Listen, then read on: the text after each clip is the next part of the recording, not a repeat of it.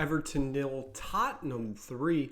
Tottenham get a full 3 points with a 3-goal victory in the first away victory at the Hill Dickinson Stadium. Welcome into Top of the Perch. I am your host, as always, Nick Burt. There were a few questions coming into today's match after a lackluster performance in the Champions League on Wednesday that saw Tottenham draw 0-0 with AS Monaco, of course, in the Principality. Was a lot of questions how today's game was going to go. Everton have seemed like a stronger side to start the season. They've started off really well. How is Tottenham going to handle that today? They handled it quite well. Everton had their chances here and there, but overall, Tottenham played maybe one of the best games they've had all season, which, again, it's kind of funny that all their best games of the season come away from home, and their worst games of the season come at home. It's an interesting dynamic that Tottenham seem to be picking up this year, but can't complain about 3 points, especially in a away fixture. We get, 19th minute, at least. I don't know if it was a stat that was brought up on broadcast anywhere, but I know here in the U.S., right before a corner kick in the 19th minute, flashed up on the screen, Everton is the only team in the Premier League this season that has not conceded from a corner kick. So what happens? They concede from a corner kick. A beautifully played in ball finds Bentancur at the far back post. He heads it back forward where Mickey Van de Ven is. He puts it away. Tottenham are up 1-0, 19 minutes into this game.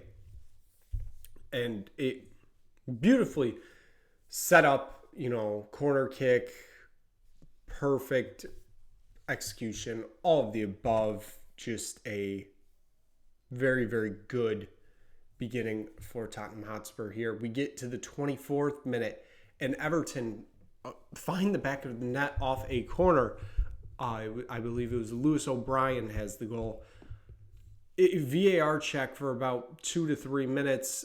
Turns up VAR says offsides for Everton. Rules go back, still 1-0 to Tottenham. Again, he was offsides. People are going to complain, but he was offsides. Tottenham get another chance in the 35th minute. I believe it was just a Bentancur screamer that looked like it was going to the top corner of the net.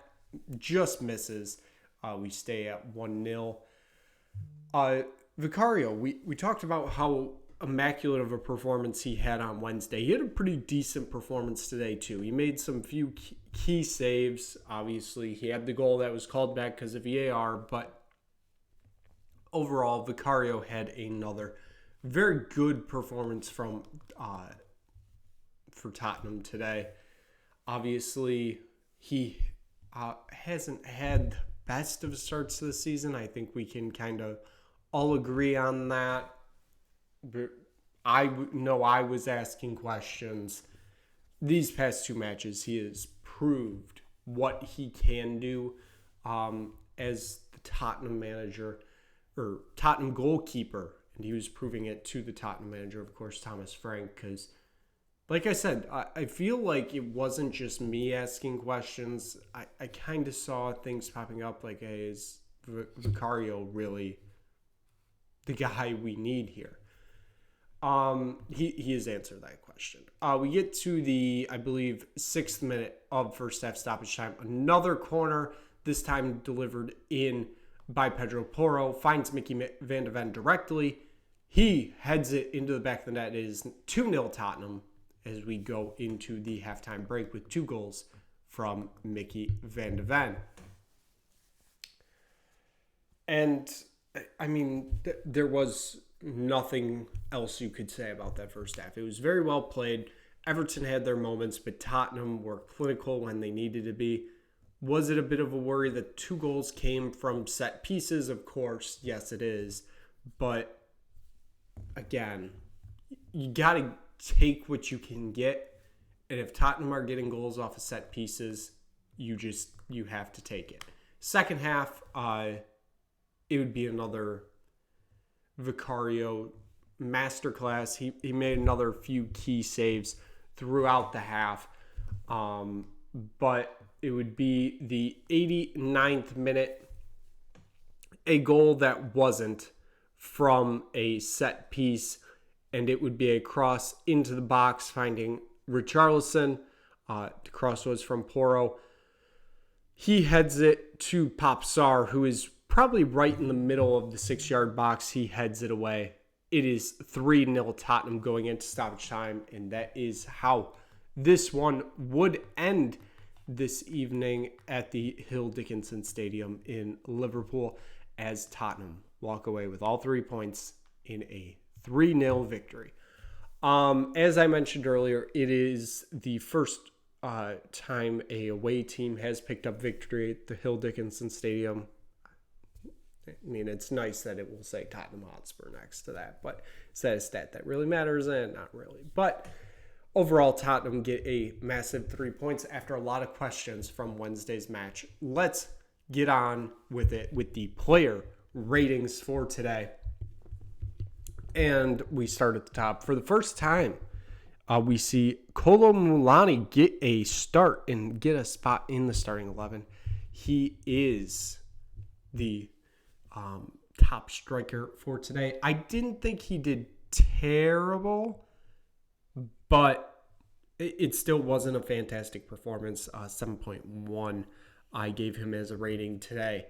Xavi Simons is playing on the left again, which means we weren't going to see his best form today. 6'8". Again, I feel like he needs to play down the middle. And, I mean, we had Mohamed Kudus playing down the middle today. I didn't get that either. I get that he's on the right, but I don't know. I would have just thrown him at the left to see if it works. I know it probably won't, but again, I don't really know. I'm not a tactical genius, so I can't act like, I'm going to take Thomas Frank's job.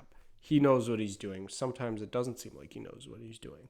But that didn't make sense to me today, but here we are. Xavi Simons gets a 6'8". Mohamed Kudus gets a 6'6". So, like, if Kudus was going to play down the middle, why don't we just bench him for the game so he can get some rest since we play him every single game? I don't know. That's just me.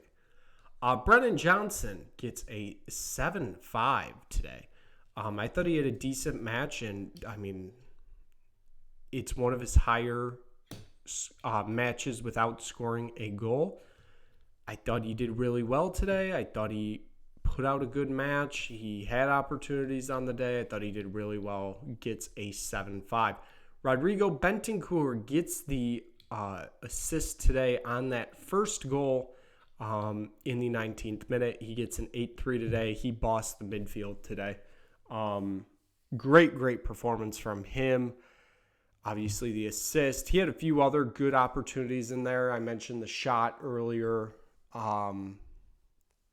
Feel like there was another opportunity that he had. I'm completely blanking on it right now, but here we are. Joao Palhinha, once again, gets a start.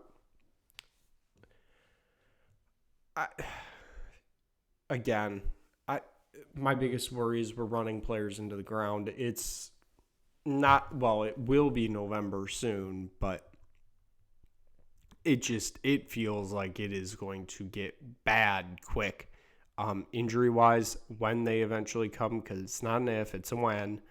I am very worried. 8-1, though, for Palhinha. I thought he had a very good game today. Jed Spence gets a 7-2 on the left. Another player added to the Spence penitentiary today. I mean, what a performance. What a performance from him. I believe it was Idrissa Gueye that is entering the Spence penitentiary. good performance today from Spence. Mickey Van de Ven is your man of the match. I don't think there was any doubt about it. 2 goals today. But honestly, on the back line, too, he had a absolutely incredible performance. He made some crucial stops to force corners or force Everton attacks out. It is what it is. Outstanding performance today. It's not usually a performance we see with him when he isn't with Christian Romero. Romero's still out. Kevin Donzo steps in again. He had a really good performance today also. 8-3. Really liked what I saw from him. Pedro Porro gets the assist on the second goal today. He gets a 7-9. I thought he did really well today. And Vicario gets an 8-5. That is back-to-back outstanding performances from Vicario.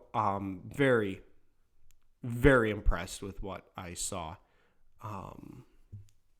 from him today. And honestly, the whole week. He has had a very good week for Tottenham. Very much, I don't think it was really in question, but he has solidified his spot as the number 1 goalkeeper for Tottenham Hotspur. Let's take a look at our substitutes today. Richarlison and Lucas Bergvall got subbed on in the, I believe it was 62nd minute, and that was for Kolo Muani and Xavi Simons. Richarlison gets an assist on the 3rd goal. He gets a 7-2 today. Lucas Bergvall gets a 7-0. I thought both did quite well coming in and playing basically a half hour. It's not usual you get higher scores for players that come on, so good performance there today. And Popsar gets subbed on in the 76th minute, and that was for Mohamed Kudus. I'm still questioning why he isn't starting. What has happened there? I don't know. He proves kind of why he needs to be in the starting lineup today. I get that there is a absolute logjam in the midfield right now, but a very, very good performance from Sarr today. Gets a 7-5. And, of course, he had that 3rd goal today. And Mathis Tell gets subbed on in the 90th minute. Not much, of course, to report there. Obviously, just gets subbed on late. I believe he had a few touches. I don't even know if he did. It is what it is. So, given that, Tottenham claim another 3 points, kind of a needed 3 points. And next up on Wednesday is the Carabao Cup. It is the 4th round. They will travel up to Newcastle, a place that Tottenham Hotspur have always succeeded at. Totally haven't gone down 4-0 within the first 20 minutes and had the away fans already leaving. Totally, Tottenham have never done that before. God, that game is PTSD. Hoping for better on Wednesday night. We'll be interested to see the starting lineup because it kind of will tell us how seriously we're taking the Carabao Cup this year. And given Champions League, obviously the league, FA Cup will be coming eventually. I'm very interested to see how seriously we're taking this because I'm not fully convinced we are, but we've only played 1 match in it. So we will definitely see come Wednesday if we are still in this competition to even start with. So we will be back on Wednesday, recap the Carabao Cup. Thank you so much for watching. If you just stumble across this video, click like, click subscribe, tell anybody you know about it. Thank you very much for watching. We will see you again soon for another episode of Top of the Perch.